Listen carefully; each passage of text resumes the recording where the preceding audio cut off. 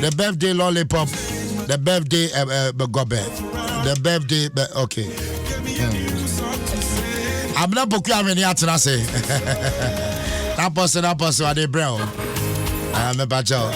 Auntie Grace Appington, Simon can't just say happy birthday. Medana.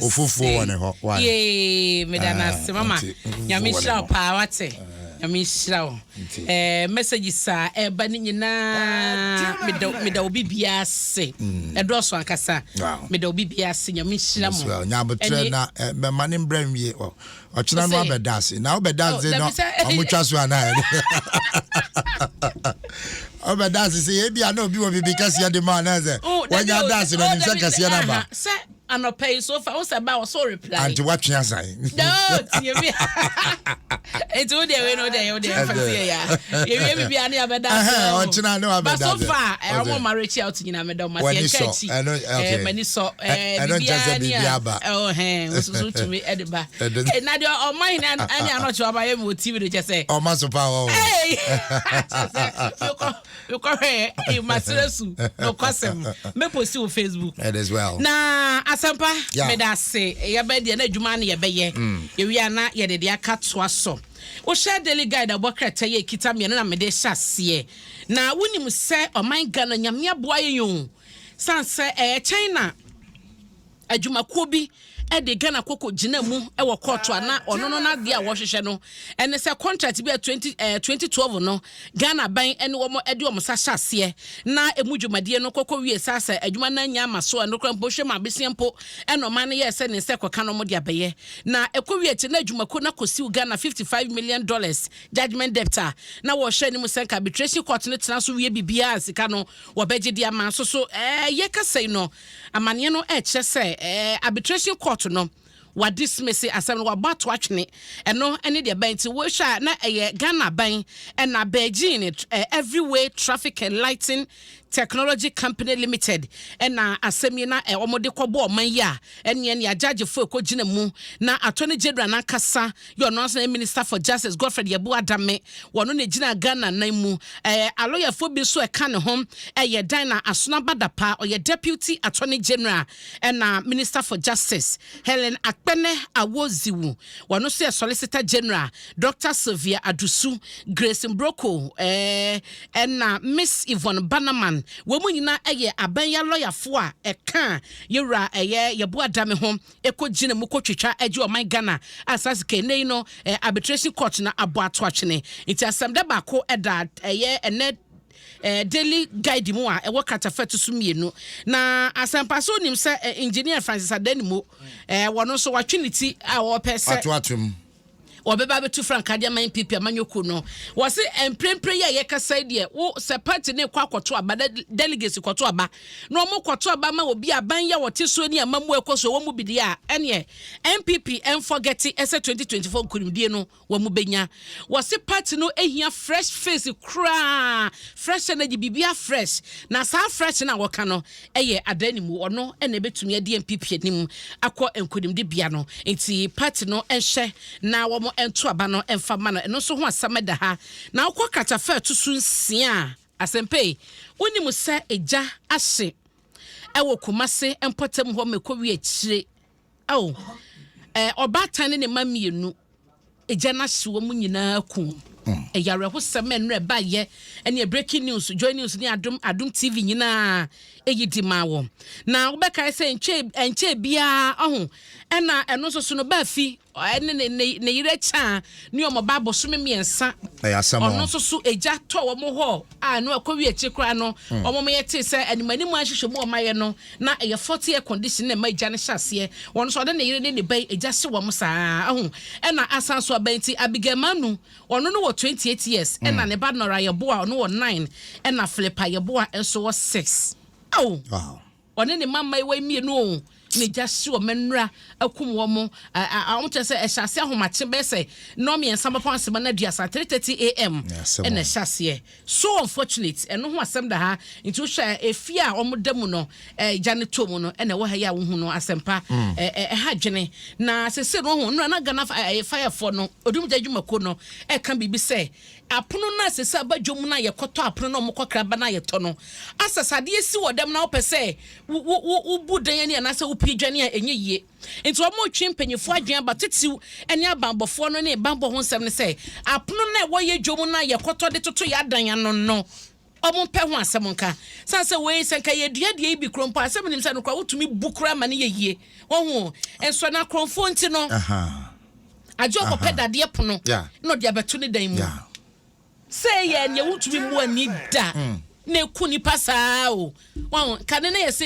begla proof yi ene ade na yese prin so dia beka ho no nti yese ye mpanyifo so mo hwe niema na mo kraba danse ho niema na mo kraba no ebi wo momnu no 7 do say akrofo nti ye boye ho ban no ye wo so moy na atrenchen ba ankwankwa wie ye bone eno so ho asem ewo da obakrata ni fa etusu ensia ena de be bewie ewo daily guide mu no eyo mampani akufu ado enra wakokọ machine o makopọ hontuma ednani akohwe sedia etie eno unse zoom lion for omo asi 300 bed block e 37 military hospital omo si block ano no empa makoma hasa ena sa efa no efa ya omo so ede omo eye de aboma pomode ho nsama kwani mu no omo so yom yem na mampani ko ho kohwe sedia dwumade ni nyina etie ko bia no fe ni omo e wo sa eye block ho no mo ene ehho hyehyeye de na esewani ensa wo ka kire nti na 300 bed capacity young soldiers accommodation e 37 military hospital me patron saka daily guide details ni nyina no e wo mu na wakenkan ama me no aso na da Ghanaian Times anim hayi was the president inaugurates a 300 bed accommodation for young soldiers and also e wo 37 military hospital na efe dan we unso okokwo a ono abobra na champion Rock City say ya na wasi no but we no unse we dey we ka say ada na obekọ wana Rock City oh some ya medium abiti nkwatia me medium e na birthday no dey no ye hwe say ja ono abo ho ide but no kwa dey weekend enti eno so ho asawoda ha ya ebo amane o mampade na gian ya watwa homa mu yi na microphones hyehyɛ na no waji ni chichi we ne mu ya da kakra eno so da hade aka no wo de wa behwa no wafo mo wadwen wotim na senator so na auditor general na sese na se menti be ho ase kakra da wo montem ni nyina no 17.5 million dollars STC bisia bia wo mo ekokogye ye ne ho sem no da krata fa to so nan usaka wo be kan emu sem no na we no shada nye ntokwa de bi na social security and national insurance trust net na auditor general and they say no mentime ho asene eda wo mo entem na wo mo chese guarantee bia wo edo mo sa hyase de ma STC interstate transport company no na sa age no chese trust no 80% shareholder ewo ehihye no mu no eno na akwakofa sanchi dwuaso ne ade no de aboba me pacha on sakanda bokrata ya obekenkan mu de amamme na omo so trust no so chese bibia etisa na nya de omo approve ye eno a eni asema ye kan na mame ya ono so ne mame enu ahye omo kwagya so makom no eno so eda ha sei na adwere ahene ene so chese okoben mining omo abane no oma atwa na suo e de afi omo potam ho no mo na wo de ade se eto lands ministry aso ye hwe ensase so ene minerals commission se omo ta wo machi na gina ye wo masi se okoben mining company ya wo matwa mu dwumadi so no wo mo so beta wo machi na awie peye esanse wo mo dwumadi wo mudi wo ho no no emwa kra ene wo mo so ane ade omo bo ho ban no emwa enti asampa ma me farmer daily graphic na eno so me mo nkobo unse yesi bokina befo ma ye gugu ha se wonam traffic mu a na ma ye bi ginagina ye light to ase no o masoma nkwara na anim se de nkwara ne ye no obegina ho na wo kasa wo mani sika no wa boka anim ai obegina ho nom obi kro to me de ade bi on ma se counters na hye ne nsemo se dua na no dia record ne ho because obegina ho no so opeska no wa mu ana se nsemone o mu gina ekwan ho a wo mu edi no no na wo sa akore we obegina me ka ho memo ska mema enti no amo chese nipa besa empem nan 4,000 omo ye Burkina Faso no na omo babedru Ghana ha sei ni nyina no eye mente me ho ase ne ako a tutrofi asori wo Burkina so no na omo de adwane aba ha sa no we mpanyefo omo mani ana ho no man pe ho ase man ka ye be ho no mo san gida kwan ho ka ba krompa akwara emfi ne nnam kwam saa ho asam da ha na civil society organizations no so kyerese omo epe ehwehwemu ene fan ye was so good for oil program na ban ne ye no oma ma ya atiase se consignment di kan aba enti omo ma fan ye mramu na enchemu ye omo ma ye hunu se ye ne se ko ne se we ne de ko ye se ne ye gi ye enti no achi no ye hwenim se we beba omo nye calculation no na ye ntiase ye eno so ho asam edaha na ene no judgment debt $55 million arbitration court so adismiss wabo to atwen no eno so ho asam daha na Dr. Bernard Okoboy ona ye kwantefo penya NHIA eno ye National Health Insurance Authority oda no na enra ena beto just say service charges no ne womo ye service providers no omo increase womo sika asem ne ade by 10%. Enra mene yera ba kwa ba no private health facility association na oda no edi nkomo e de fa na muntu a NHI na tu no mo chese sika no sa eso krasa se obanyem kwa na okoye private hospital na okoye CS ye cesarean session ya want to account which about 6,000 7,000 and so omo na service providers no obane be wo sika ban dem o my best 550 o se bibisa